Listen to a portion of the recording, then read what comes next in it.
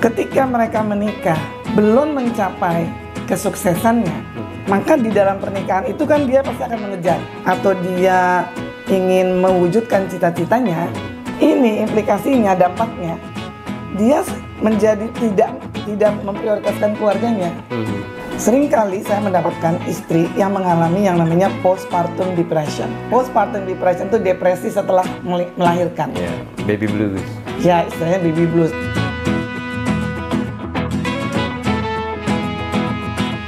Ya, ini kan agak berbeda dengan misalkan masa lalu gitu. Ya kayak tadi Bu Rani kan sebutkan misalkan bahwa Gen Z ini juga misalkan mereka relatif tuh ingin, ya ada tadi dari kasus Bu Rani sempat cerita saat kita ngobrol, ada Gen Z ini yang menikah baru 2 tahun sudah bercerai. Terus ketika ditanya untuk apa sih dulu menikah? Untuk mencari bahagia. Ya seakan kebahagiaan itu taken for granted gitu bagi mereka. Padahal kan ya konsep kebahagiaan itu ya diciptakan gitu, di-create sama si ya kalau Bu Rani sebut tadi, kita memasuki pernikahan itu kan kita membuat sebuah institusi, sebuah ikatan, misalkan golizol lah kalau dalam bahasa Islam itu, ikatan yang kuat yang ya dua-duanya saling peran aktif untuk saling membahagiakan masing-masingnya. Nah itu ya Bu Rani pasti punya banyak kasus-kasus yang seperti itu gitu loh, bahwa memahami pernikahan tuh, kebahagiaan itu seperti sesuatu yang taken for granted yang ada dengan sendirinya kalau kita masuki institusi pernikahan. Iya, masih banyak. Jadi ini ada dilematis juga ya, bahwa ada sebagian generasi Z yang buat dia pernikahan itu bukan lagi menjadi tujuan utama, ya kan? Tujuan utamanya adalah mencapai karir, kan? Meraih kesuksesan di dalam berkarir, ya. Mendapatkan kesuksesan materi, ya. Tapi di sisi lain, orang tuanya yang masih menganut tradisi lama, yang masih menganut pemahaman yang konvensional dan tradisional, masih itu masih ingin memaksakan gitu kepada anak-anaknya, sehingga anak-anaknya juga akhirnya menikah tuh untuk membahagiakan keluarga orang tuanya. Nah, dalam research saya, kalau saya bertanya kepada mereka, kenapa sih dulu kamu mau menikah? Kalau mereka misalnya ada permasalahan ya dalam keluarganya, dalam rumah tangganya, terus mereka datang ke saya kan, baru 2 tahun, 3 tahun udah mengalami gonjang-ganjing gitu kan. Saya tanya, dulu tuh motivasinya mau menikah tuh apa sih? Itu ada beberapa jawaban. Di antaranya disuruh orang tua, tradisi keluarga atau tradisi budaya, karena ajaran agama, karena sudah mapan, karena udah cukup umur, karena ingin melegalkan hubungan. Semua itu kan konstruksi sosial. Semua itu adalah faktor eksternal. Jadi menikahnya itu kan didorong oleh faktor eksternal, bukan karena kebutuhan dirinya sendiri. Nah, oleh karena itu kenapa menikah itu hendaknya bagian dari tujuan hidupnya dia. Maksud saya gini, menikah itu tujuan hidup kamu nggak sih?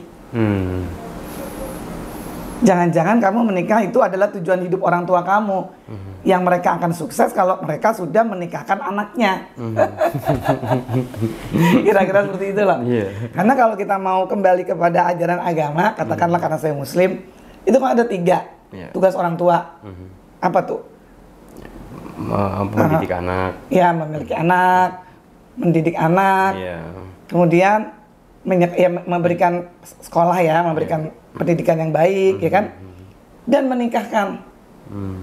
Kalau nggak salah itu mengantarkan mereka ke jenjang pernikahan. Nah, jadi kan bagi orang tua yang religius, di mana di Indonesia ini masih juga tergolong adalah bangsa yang sangat religius, ya. mereka akan menggunakan landasan itu. Kalau orang tua belum menikahkan anak, berarti belum sukses sebagai orang tua, belum selesai tugas orang tua. Nah, anak tentu ingin membahagiakan orang tuanya kan. Satu, kedua juga daripada gue ditanya-tanyain terus. Iya. Ya udah gue menikah aja. Padahal sebenarnya dalam hatinya they are not ready yet. Udah gitu dianggap nggak laku-laku sih itu. Kira-kira seperti itu. Dan mereka tuh takut datang ke acara-acara keluarga, ya kan? Kalau belum menikah ditanya-tanyain, ya kan? Kapan menikah? Udah menikah? Kapan punya anak? Udah punya anak? Udah punya anak satu? Kapan punya adik lagi? Iya, ini baru cowok, ntar belum ada cewek, atau sebaliknya. Anaknya baru cowok, belum lengkap nih, harus ada anak cewek. Nanti udah punya anak dua, kapan punya adik lagi? Gak cukup dua. Nanti cepet loh, anak-anak udah gede-gede, cepet loh kalian nanti. Cepet sepi rumahnya. Jadi gak cukup dua, harus tiga. Lagian kan kalau dalam Islam itu ganjil kan lebih bagus. Kayak gitu loh. Nah, Burani, ada game di kalangan milenial atau Gen Z nih, Success Under 30. Jadi mereka tuh punya target untuk, bahkan di bawah itu, di bawah 30, bisa jadi 25 gitu. Tapi paling tidak puncaknya adalah di 30. Itulah apa titik balik kalau mereka merasa di 30 itu tidak berhasil, tidak sukses gitu. Ya mereka merasa gagal gitu, dan ya mereka betul-betul full of effort gitu, benar-benar berupaya untuk bagaimana sukses under 30 itu gitu. Nah, makanya kan konsep tadi yang seperti Burani, ya mereka tuh pragmatis, mereka tuh ya berpikirnya materialistis lah ya, karena memang mereka dihadapkan pada kompetisi yang ketat gitu, terus juga biaya hidup yang cukup mahal segala macem gitu. Nah, makanya ini berimplikasi pada juga pernikahan itu tadi gitu. Jadi mereka tuh pengen settle dulu gitu. Kalau kita kan dulu ya bismillah, udah nanti juga dibantu sama Allah atau gitu segala macam, tanpa perencanaan kita mau ngapain dulu, ya bahkan banyak juga yang nggak punya kerjaan terus menikah aja gitu. Itu gimana Bu Rani istilahnya? Saya mau menyampaikannya begini. Biar gimana pun juga kembali pada bahwa manusia itu butuh maju, butuh sukses, butuh pengembangan diri bagi dirinya sendiri. Nah, dari kasus-kasus yang saya dapatkan, ketika mereka menikah belum mencapai kesuksesannya, maka di dalam pernikahan itu kan dia pasti akan mengejar. Nah, ini sering kali terjadi ketika di dalam pernikahan dia mengejar kesuksesan atau dia ingin mewujudkan cita-citanya.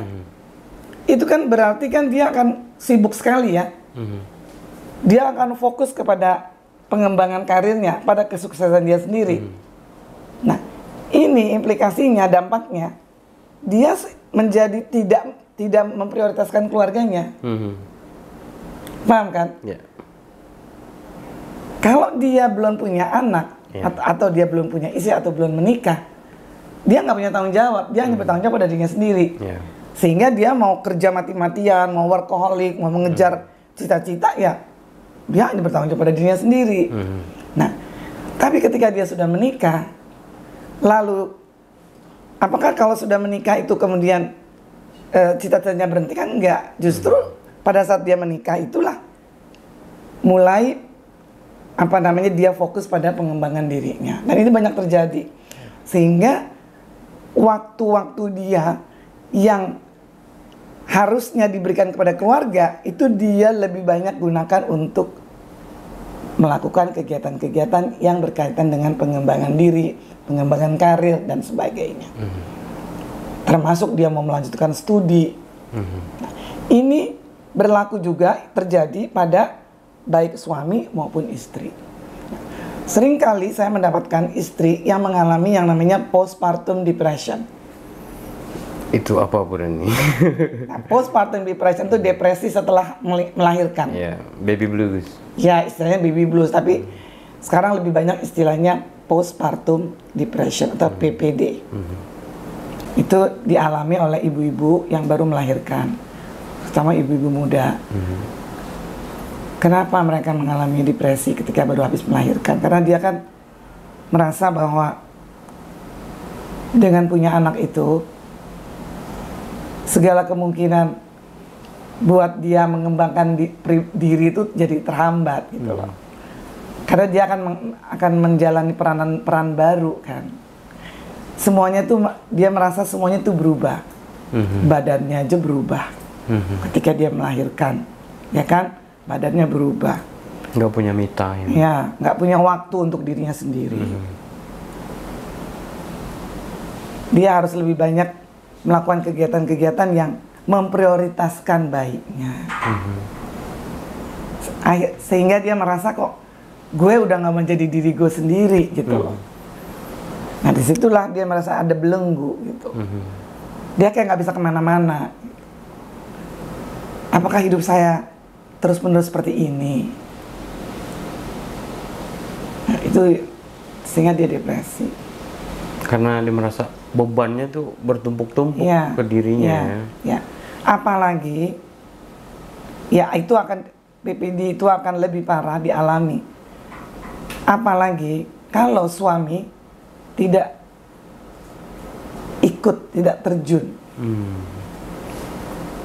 dalam suasana baru, dalam kehidupan baru. Ya kan? Suasana baru, kehidupan baru dengan hadirnya sang buah hati.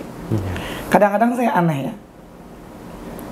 Saya tanya, dulu kalian berdua tuh sepakat punya anak? Iya Bu, kami berdua sepakat punya anak. Oke. Kalau sepakat punya anak, berarti kan ini begitu anak hadir, kan mestinya kan menjadi tanggung jawab berdua dong. Nah tapi kebanyakan nggak begitu. Kebanyakan yang terjun ngurusin anak tuh ya ibunya aja. Bapaknya enggak. Bapaknya ya kan saya cari nafkah. Pulang udah capek. Cari nafkah loh. Ya iya cari nafkah. Sekarang kalau urusan cari nafkah kan istri juga bisa cari nafkah. Iya enggak? Nah kalau sekarang suami cari nafkah bisa cari tugasnya mencari nafkah, ibu juga bisa loh mencari nafkah. Sekarang kenapa nggak suami mengambil suatu tugas untuk mengimbangi istri yang sudah 9 bulan hamil, kemudian menyusui, kemudian melahirkan. Dan nggak ada jam kerja? Nggak ada.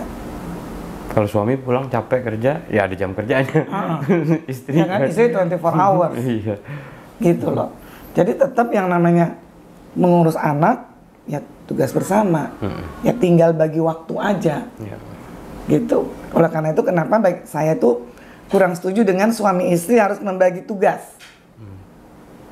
Saya kurang setuju dengan istilah ini. Jadi bagi saya suami istri bukan bagi tugas, tapi bagi waktu. Bagi waktu, bagi tanggung jawab. Ya, bagi waktu. Oh, bagi waktu. Misalnya gini, sekarang waktunya istrinya atau ibunya menyusui. Ya kan? Begitu udah menyusui kan tidur dong, istirahat. Nanti kan bayinya misalnya pipis atau pingin minum misalnya atau pingin minum susu misalnya gitu kan. Nah katakanlah pipis lah gitu. Nah berarti kan itu kenapa nggak suaminya yang ambil tugas itu gitu. Jadi bagi waktu. Karena itu waktunya istrinya istirahat. Sekarang waktunya ambil suami, porsinya suami untuk misalnya menggendongnya gitu loh. Jadi bukan bagi tugas, tapi bagi waktu. Karena kalau bagi tugas kembali kayak model zaman dulu tuh. Suami tugasnya cari uang, istri tugasnya di rumah. Sekarang udah nggak bisa begitu lagi.